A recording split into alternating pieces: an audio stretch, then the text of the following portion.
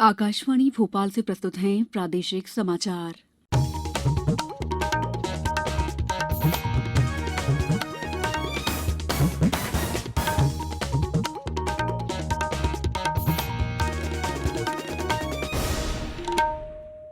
नमस्कार, समाचारों के साथ मैं दीपा सिंह। पहले 1 अप्रैल देश भर में 18 साल से अधिक आयु वर्ग के लिए सरकारी केंद्रों में निःशुल्क कोविड टीकाकरण अभियान जारी है। युवाओं से आग्रह है कि टीका जरूर लगवाएं और अन्य लोगों को भी इसके लिए प्रोत्साहित करें। जब तक आवश्यक न हो घर से बाहर न निकलें और सुरक्षा के 3 सरल उपायों का पालन करें। मास्क लगाएं, 2 गज की सुरक्षित दूरी बनाए रखें, हाथ और चेहरा साफ रखें। कोविड संबंधी जानकारी और मार्गदर्शन के लिए राष्ट्रीय हेल्पलाइन नंबर 01123978046 और 1075 पर संपर्क करें। सबसे पहले मुख्य समाचार। प्रदेश की कोरोना प्रभावित 282 बाल हितग्राहियों को मुख्यमंत्री ने प्रदान की राहत राशि। आज भारतीय वायुसेना अपनी स्थापना की 89वीं वर्षगांठ मना रही है। गाजियाबाद के हिंडन में परेड और अलंकरण समारोह आयोजित किया जाएगा। भारतीय पहलवान अंशु मलिक ने विश्व कुश्ती चैंपियनशिप में रजत पदक हासिल करके इतिहास रच दिया है और आज शारदीय नवरात्र उत्सव में देवी ब्रह्मचारिणी स्वरूप की होगी विशेष पूजा आराधना। अब समाचार विस्तार से। मुख्यमंत्री शिवराज सिंह चौहान ने कल मिंटो हॉल भोपाल में आयोजित राज्य स्तरीय कार्यक्रम में मुख्यमंत्री कोविड-19 अनुकंपा नियुक्ति योजना में प्रतीकात्मक रूप से हितग्राहियों को नियुक्ति पत्र प्रदान किए। कार्यक्रम में एक क्लिक के माध्यम से श्री चौहान ने 282 बाल हितग्राहियों के संरक्षकों को प्रतिमाह 5,000 रुपए प्रति हितग्राही के मान से कुल 14,10,000 रुपए की राशि प्रतिमाह प्रदान करने की स्वीकृति दी गई। योजना में राज्य में कुल 1,645 आवेदन प्राप्त हुए थे, जिनमें से 553 पात्र आवेदकों को नियुक्ति आदेश दिए जा चुके हैं और 131 पदों का निर्माण किया गया है। भारतीय वायुसेना आज अपनी स्थापना की 89वीं वर्षगांठ मना रही है। पिछले 8 दशकों में भारतीय वायुसेना ने तकनीकी विकास किया है। ये भारतीय आकाश की रक्षा करने के प्रति संकल्पबद्ध रही है।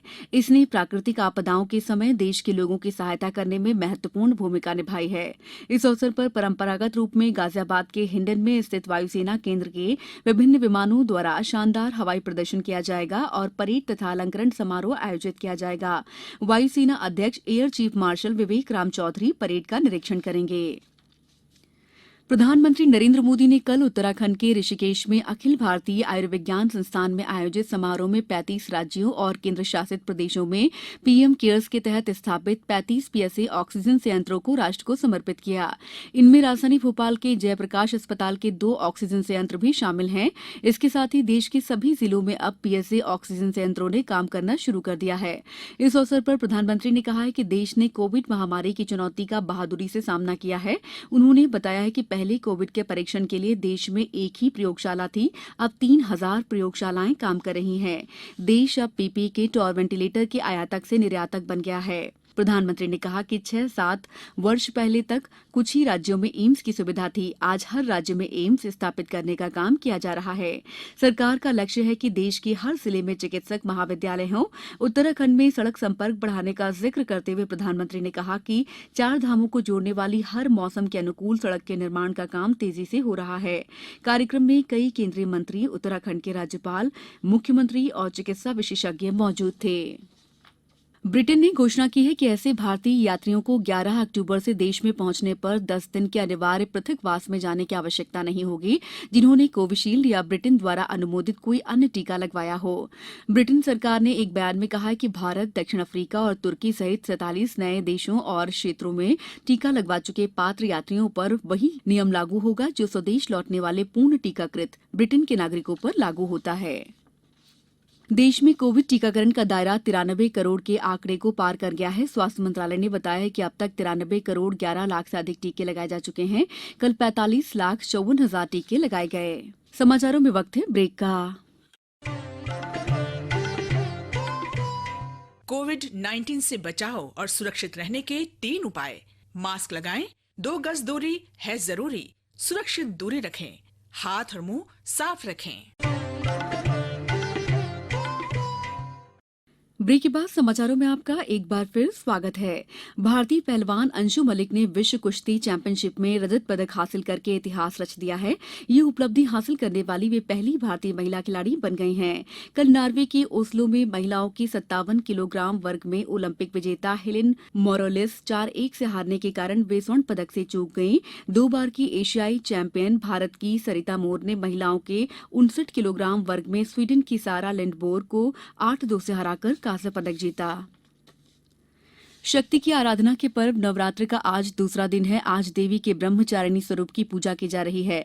शारदीय नवरात्र की शुरुआत अश्विन महीने की प्रतिपदा तिथि से होती है, जो कल से शुरू हो गया है। कल पहले दिन कलश स्थापित किया गया और मां शैलपुत्री की पूजा आराधना की गई। 9 दिनों तक चलने वाले नवरात्र उत्सव में देवी के 9 रूपों की आराधना की जाएगी।